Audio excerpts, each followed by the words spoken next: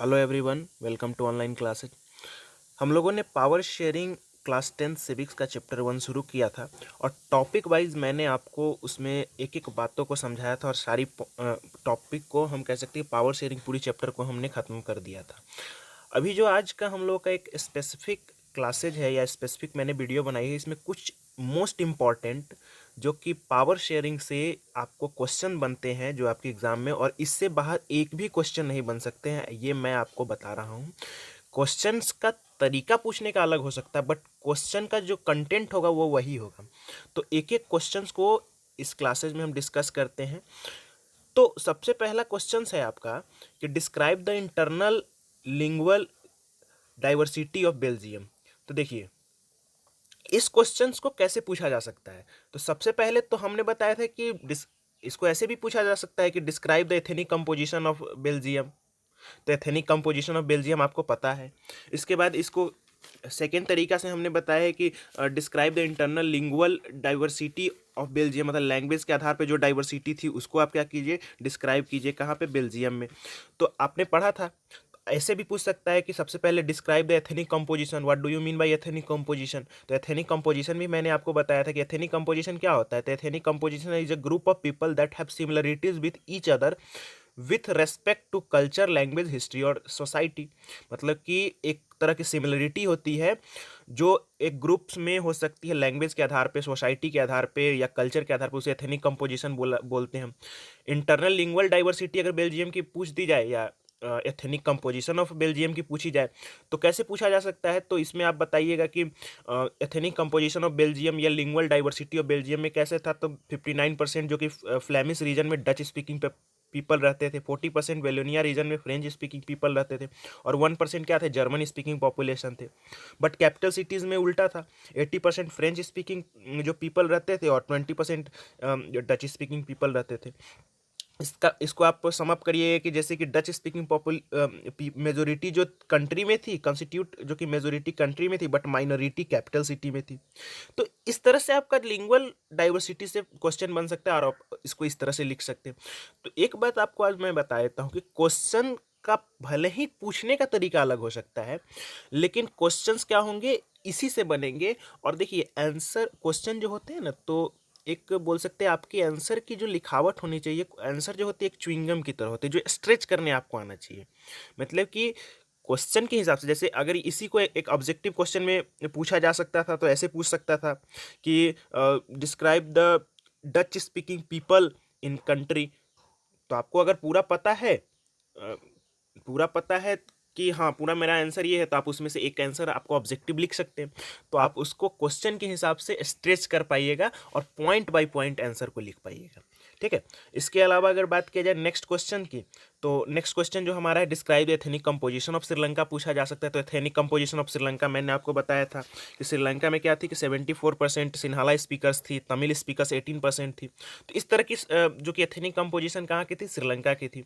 इसके अलावा next question, तो एथेनिक कंपोजिशन पर आपको समझ में आया कि बेल्जियम का पूछा जा सकता है। लिंगुअल डाइवर्सिटी आपको पूछा जा सकता है, इस तरह से क्वेश्चन बन सकते हैं। Lingual diversity of Sri Lanka, describe the lingual diversity of Sri Lanka. तो इस तरह से आपको अलग अलग तरह से क्वेश्चन पूछा जा सकता है, बट क्वेश्चन का पैटर्न मतलब क्वेश्चन वही होंगे।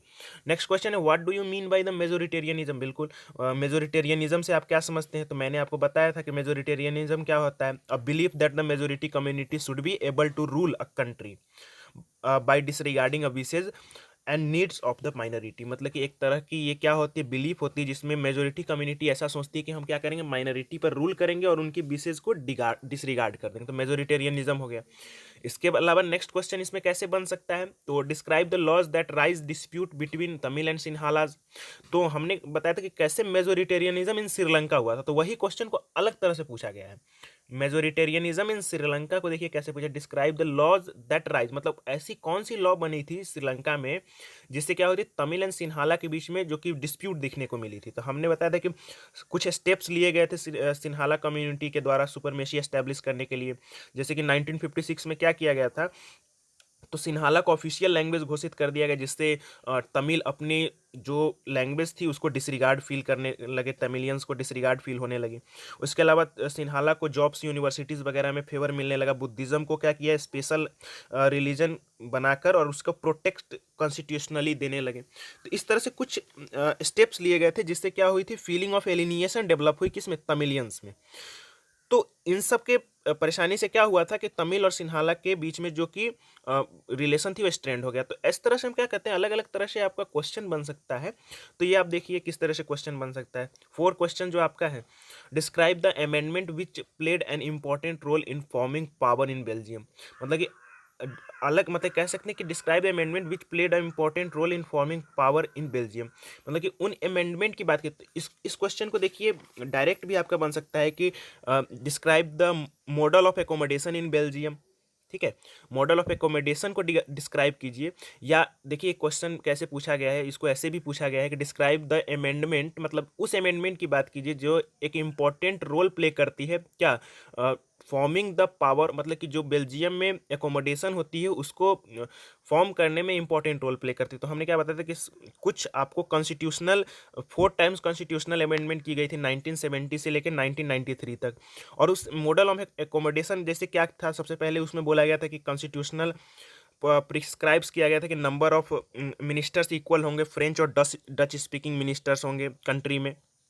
इसके अलावा और क्या होगा कि पावर जो होगा स्टेट गवर्नमेंट में वो क्या होगा, सबऑर्डिनेट होगा सेंट्रल गवर्नमेंट का। ब्रुसेल्स में एक सेपरेट गवर्नमेंट बनेगी। उसके बाद थर्ड काइंड ऑफ गवर्नमेंट बनेगी जिसे हम कम्युनिटी गवर्नमेंट बोलते हैं। इस तरह से कुछ स्टेप्स लिए गए थे जिससे वहाँ पर पावर को अकोमोडेट किया गया था बेल्जियम में। नेक्स्ट क्वेश्चन है कि व्हाट आर द नहीं 5 में है कि why power sharing is desirable.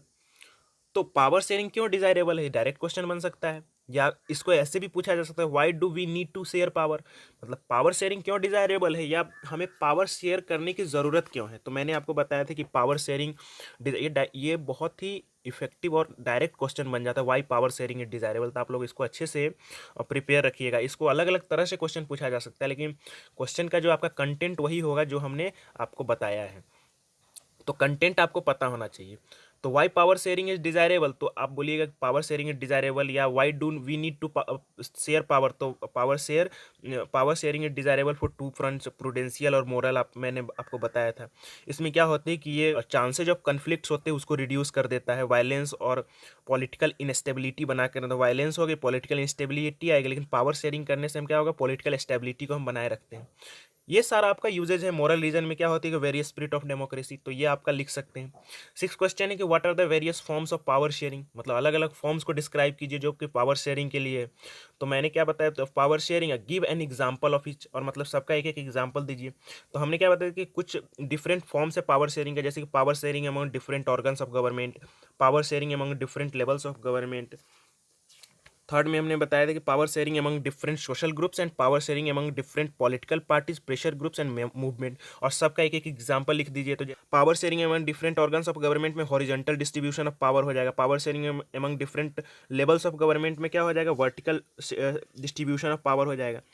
Power sharing among different social groups का एग्जांपल क्या हो जाएगा, कि कम्युनिटी गवर्नमेंट उसका एक बहुत ही गुड एग्जांपल है। इसके अलावा power sharing among different political parties, pressure groups and movement का एग्जांपल क्या हो जाएगा, कि collision government is an example of it. तो इस तरह से आप इसको क्या कर सकते हैं, लिख सकते हैं। 6 नंबर है कि what are the various forms, ये मैंने बता दिया है आपको। 7 नंबर है आपका कि describe the vertical and horizontal forms of power. मतलब यही क्वेश्चन 6 वाले क्वेश्चंस में से थोड़ा सा उसको तरीका अलग कर दिया, लेकिन आपके पास पूरा कंटेंट है। तो आप इस क्वेश्चन को पढ़ के और इस क्वेश्चन के टूवर्ड्स आप उस तरह से लिख सकते हैं अच्छे से। वर्टिकल डिस्ट्रीब्यूशन ऑफ पावर क्या होता है, horizontal distribution of form of power क्या होता है, तो मैंने आपको बताया भी है। कि देखिए सबसे पहले अगर बात किया जाए हॉरिजॉन्टल डिस्ट्रीब्यूशन ऑफ पावर को, तो जो power sharing among different organs of government को ही हॉरिजॉन्टल डिस्ट्रीब्यूशन ऑफ पावर बोलते हैं, जो लेजिस्लेचर, एग्जीक्यूटिव और जुडिशियरी के बीच में होता है।